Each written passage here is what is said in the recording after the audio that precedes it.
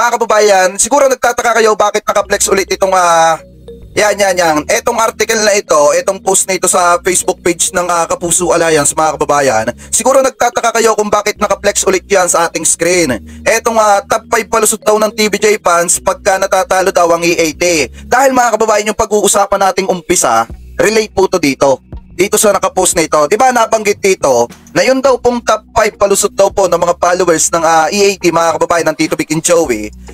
Kapag daw po natatalo ang EAT sa rating, ang lagi nyo daw po sinasabi, TVJ solid. Tapos, kailan kaya makukuha ang original ng Eat Bulaga or yung trademark, mga kababayan? Tapos daw, sinasabutahi daw yung signal ng TV5. Tapos, ang nakalagay pa dito, fake news at fake Bulaga. Sabi pa dito, hindi totoo yan, mas naniniwala kami si AJ Binilsen. So ngayon, mga kababayan, ito pa daw, sinasabi pa sa inyo na sinyalis na yan ng mga may saltik sa utak at makikitid ang utak ng mga fans ng TVJ.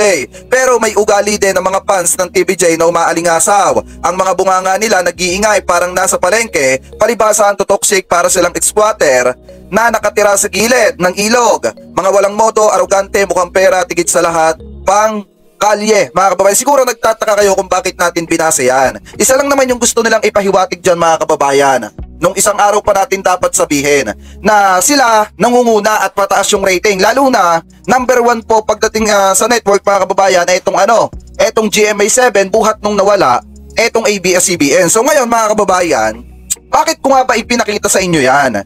Dahil nakarelate po yan dito sa article po na nakita natin.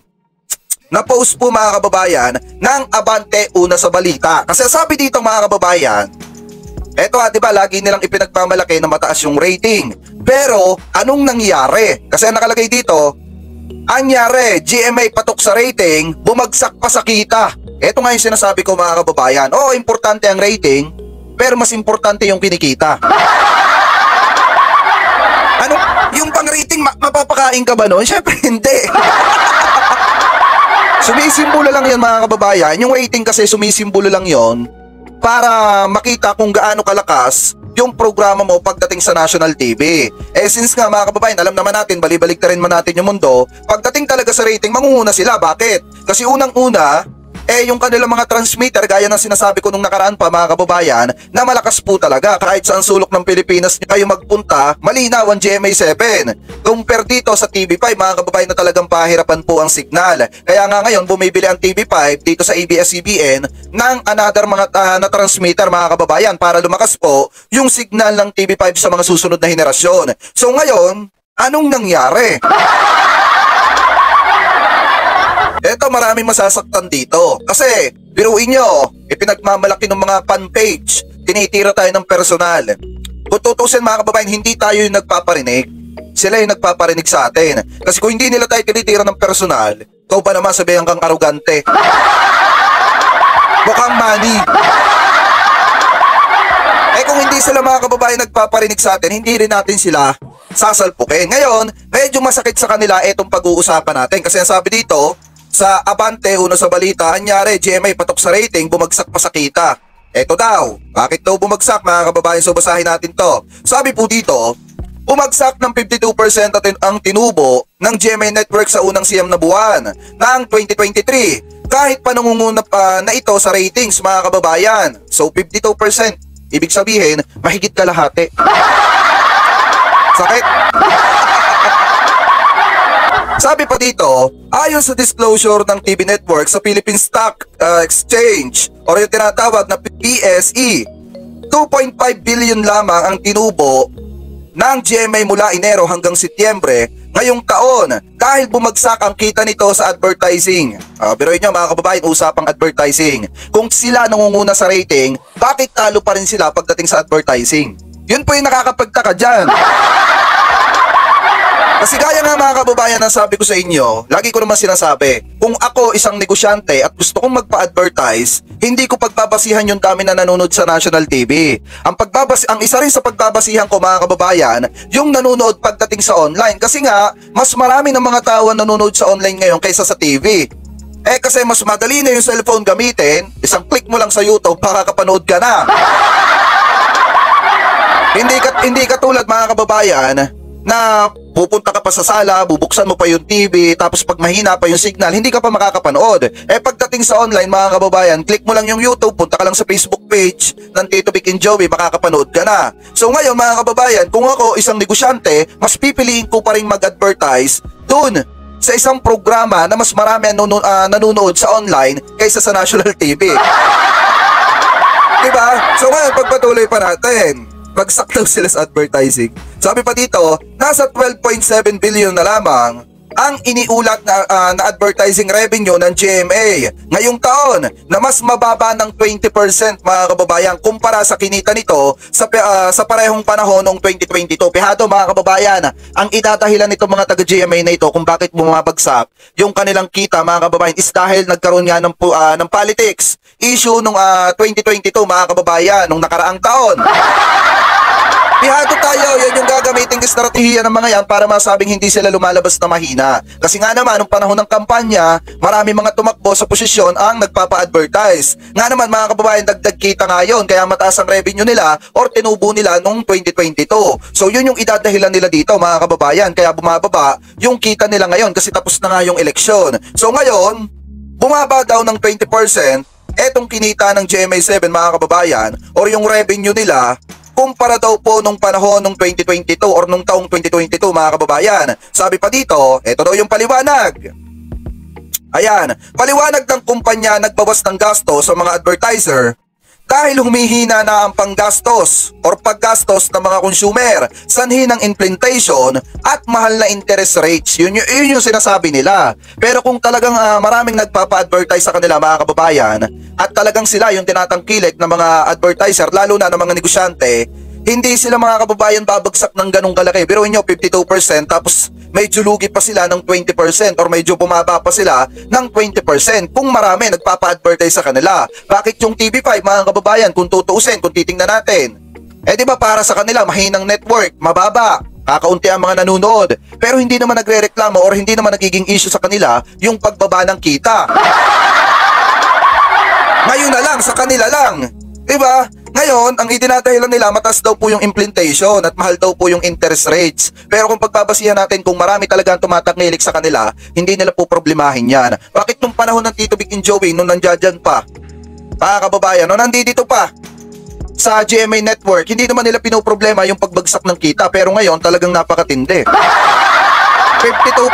Dati bumagsak man sila dati mga kababayan, pagpalagay natin nasa mga 20% lang. Pero dito makikita nyo, bumagsak ng 52% yung kanilang tinubo. Tapos medyo bumaba pa ng 20%.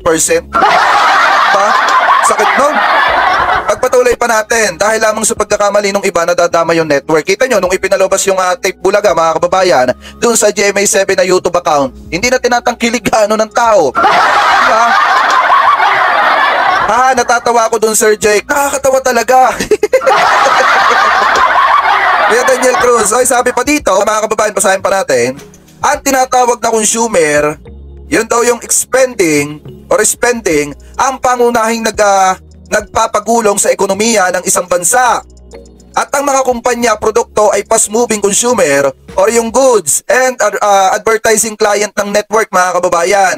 Yan yung tinutukoy nila. Gaya nga na sabi ko kanina, uulitin ulit natin, kung ako isang negosyante, mas pipiliin ko pa rin na mag-advertise dun sa maraming nanonood pagdating sa online kaysa dun sa pinapanood sa national TV mga kababayan, dahil wala naman talagang kasiguraduhan kung totoo ba yung lumalabas na mga rating. Diba sabi dito, TVJ may sariling implementation. Yes, tama ka Kuya Happy Manuel. Kaya nga kung makikita nyo, diba, nung panahon ng Tito Vic and Joey dito sa GMA7, never natin nabalitaan na dumaing or nabalita etong GMA7 na nalulugi sila or kakaunti yung tinutubo nila, halos kalahati. Wala tayong nakita. Pero dito mga kababayan, since nung tape incorporated na nandun sa GMA7, nagkanda hina-hina na, nagkanda, ayoko naman sabihin nagkanda malas-malas kasi masakit pakinggan, pero yun na rin yun. Yun na rin yun. So sabi pa dito, basahin pa natin, eto daw, eto yung kanilang dahilan. Mas malaki rin kasi ang kinita ng network sa advertising noong 2022 dahil sa national election. Diba sabi ko sa inyo, At maraming politikong nagpatakbo ng patalastas o yung tinatawag na ads mga kababayan sa television. O, sabi ko sa inyo, gagamitin yung politika. Kasi nga nung panahon ng politika mga kababayan, napakalaki naman talaga ng kinita ng GMA7. Kasi parang wala na atang ano nun. Parang wala na atang ABS-CBN. Pakitama na lamang po ako ha, kung ako po ay mali. Ang pagkakaalam ko, wala na atang ABS-CBN nung panahon na yun. Parang naipasara na ata. Kasi hindi nagbabayad ng buwis. So ngayon, pagpatuloy pa natin. Ito daw, dahil daw malaki yung kita nila, gawa ng eleksyon. Sabi pa dito, pinakamalaki ang nabawa sa advertising revenue sa flagship channel nitong GMA7 mga kababayan. Doon sila medyo bumagsak.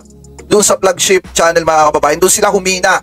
Ano po, yun yung pinaka naging isang dahilan kung bakit naghihikaws po pagdating sa kita or pagdating sa tinubo etong GMA7 dahil medyo humina sila dito sa flagship mga kababayan. So sa flagship channel pala, sorry. So ito ay pagpatuloy pa natin. Sabi pa dito, samantala kung 20% ang nababawas sa advertising revenue ng GMA Network, lumago naman ng 5% ang gastos nito sa 10.6 billion dahil nagmahal ang production cost mga kababayan or yung production cost. So ibig sabihin mga kababayan, medyo lumaki or lumago yung kanilang paggastos ng nagkakahalagang 10.6 billion dahil nagmahal na po yung production cost mga kababayan. At ang isa pang problema dito kung bakit medyo lumulubog ang GMA Network mga kababayan is dahil dun sa pagbabayad nila ng kanilang mga talent. Doon medyo nahihirapan sila. Unlike sa Tito Vic and Joey na talagang maganda yung pagkakasalansan ng pagkakaplano ng Tito Vic and Joey. Pero inyo, naidaing ba yan ng Tito Vic and Joey? Hindi. Kasi kapag humihina mga kababayan, ang kita ng produksyon ng Branded Light Bulaga mga kababayan, ang ginagawa kasi, pumapayag ang trio na bawasan yung kanilang talent fee. Ano po, pumapayag sila, ang mahalaga kasi sa kanila pasayahin ang sembayan ng Pilipino, kaya okay lang sa kanila natapyasan ng kaunti yung kanilang kinikita. Sa samampalad nga lang mga kababayan, masyadong naging abusado etong Tape Incorporated nung panahon ng Tito Vic and Joey. So ngayon, kung makikita nyo dito, medyo lumaki daw ang gastos nitong GMA7 na naging dahilan ng paghina ng kanilang kita. So sabi pa dito, naghigpit ng sinturon. Ito daw yon. Naghigpit ng sinturon ng kumpanya at niliitan na ang mid-year bonus ng mga empleyado. Kawawa naman ng empleyado. Sabi pa dito, nito kaya't nababawasan ng 55 million ang gastos dito. Ngunit lumaki pa rin ng 7% ang ginastos para sa talent fees. Ayun yung sabi. At sweldo ng kanilang mga tao na umaabot sa 2.98 billion mula sa 2.78 billion sa parehong panahon noong 2022 mga kababayan. So ibig sabihin doon nga lang sila medyo naghihikaws pagdating sa mga talent dahil nga lumalaki or tumataas yung percentage ng binabayaran nila pagdating sa kanilang mga talent. Pero sa madalit salita, isa pa rin yung punto dito. Talagang medyo nalulugi na or bumabagsak na or humihina na ang kita ng GMA7. Kaya kung ako sa GMA7, mas mabuti na ang itira na lamang natin sa ating network, sa kanilang network mga kababayan, ay yung kanilang napapakinabangan. Unlike dun mga kababayan, sa isang noon-time show na humihila lang sa kanila pababa. O wala akong pinapangalanan ha. Baka sabihin naman ng iba, may pinapangalanan na naman. Baka sabihin na naman ng iba, namumuro na naman.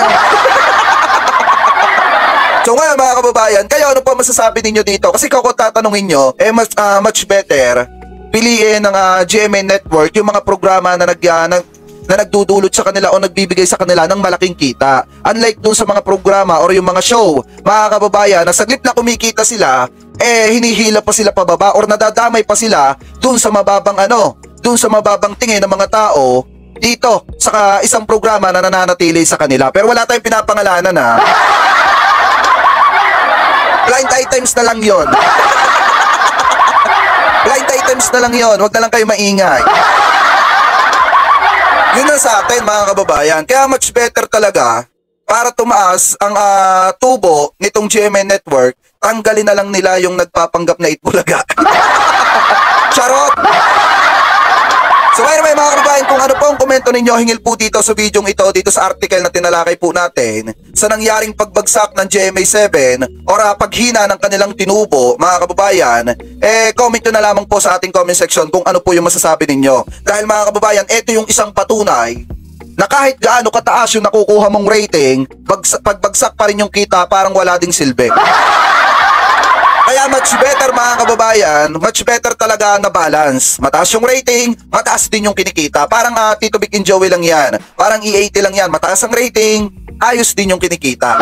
Diba? Yun ang malupit. So anyway, punta naman po tayo dito sa next topic po natin.